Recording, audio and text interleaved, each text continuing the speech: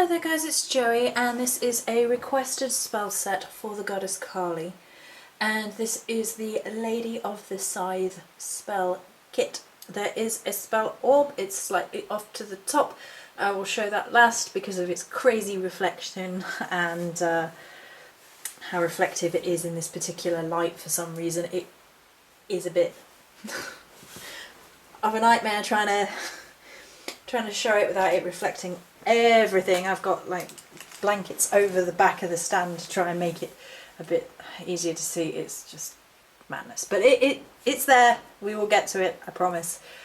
The spell orb is ready. Okay, so I was really quite excited to be asked to create these items for the goddess Kali. I have seen references to her. She's another dark goddess, if you like, inverted commas, that is popular in modern times, I suppose. And Do It Girl on Facebook works with her, I believe, and has some very insightful poetry, statements, affirmations, chants with regards to really digging deep and getting to the nitty-gritty of who you really are, working with the goddess Kali. So the Lady of the Scythe spell set is to honour this goddess, who is a divine paradox, a dark goddess of destruction, a destroyer of demons, a warrior, a lover, and a creatrix. For she is destruction and creation, the eternal night, and the power of time.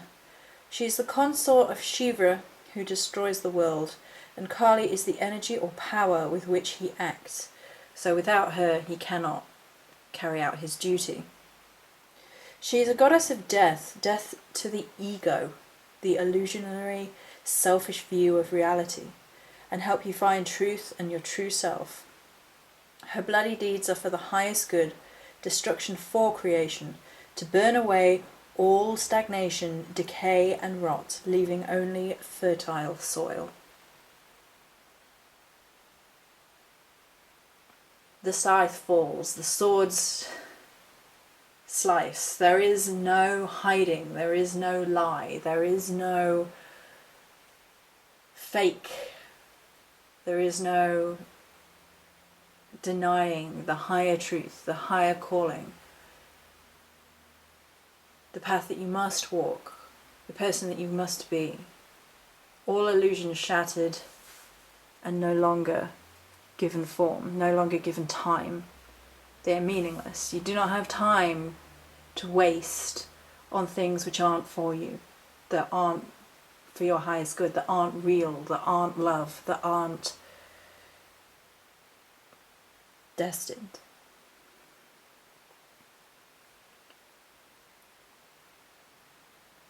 The slicing away, the burning up of stagnation and rot, leaving only fertile ground. It's a really strong image that came through. It's a very strong theme that came through, and it's explosive in a way. It's kind of violent in a way, but it's not violent for violence sake. It's the clearing away of the old, the cutting down of the dead wood, the removal of that which isn't helpful, which doesn't hold up to truth and love. And this goddess is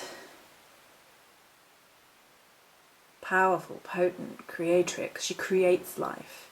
She destroys the ugly, destroys the evil, stands in the way of that which would corrupt.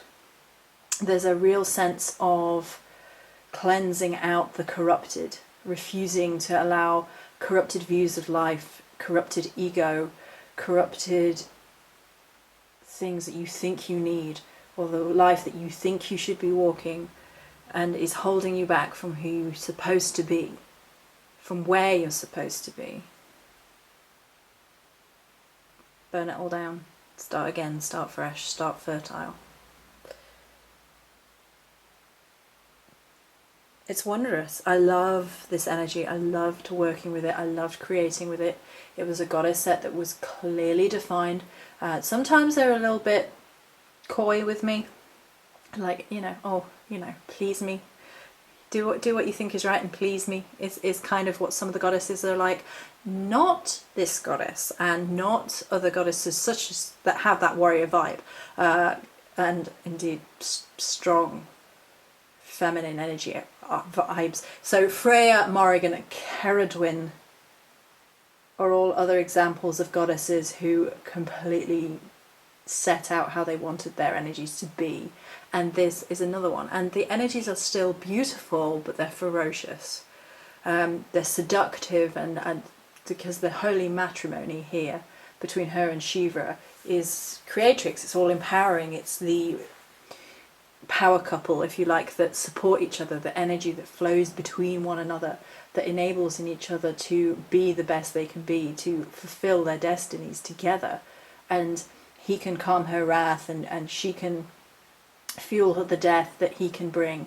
And it's the good and the bad together in their coupling. They are all things to each other. So there is that divine relationship and sensuality there too.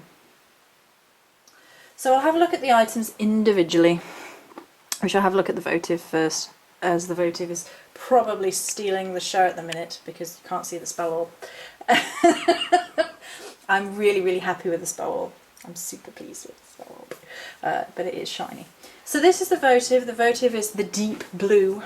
The deep blue, as close as I could get to the shade that I felt best represented her visually. In her aesthetic, she's presented as being blue, and that blue is often presented in different variants of shade, but this I think is the most common. This is the one that really spoke to me. It's kind of navy-ish. I hand blended it, so it's, you know, one of a kind.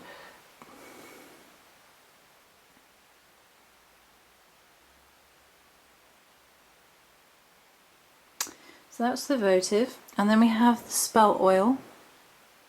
I'll give it a shake. Hopefully we'll get some light moving through, because the light is very scarce, even though we're in inverted commas summer. Oh, there we go, it's not too bad. Hopefully you can see the heat moving through. Ah. Sorry. There we go.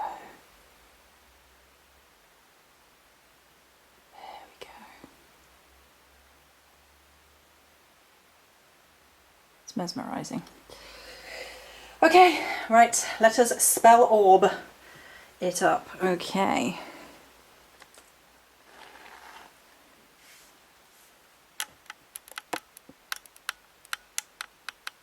This is a spell orb.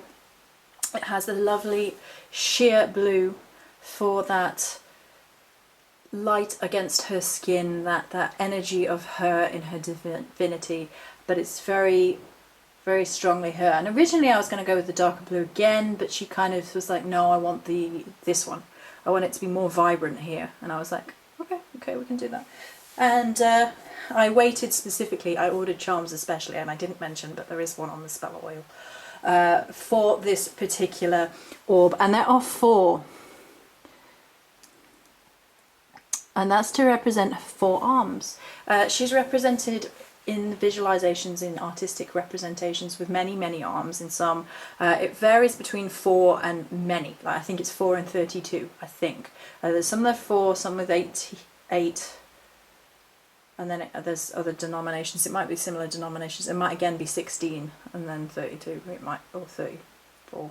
I can't remember what the big high end was, but 4 was one that I thought sat well with the orb, and therefore you have 4 of these specially hand-picked, blades, which I ordered especially for it, and they have that kind of feel to her. You know, how that decoration, it kind of lends itself to her aesthetic. And there is the orb, which is beautiful and yet ferocious and yet reflective. Okay, so I hope you like it. I'm going to move that out and just pop this back in, and as you can see there is a sword there for her on the oil as well. So this is the Goddess Kali spell set, Lady of the Scythe. Many blessings.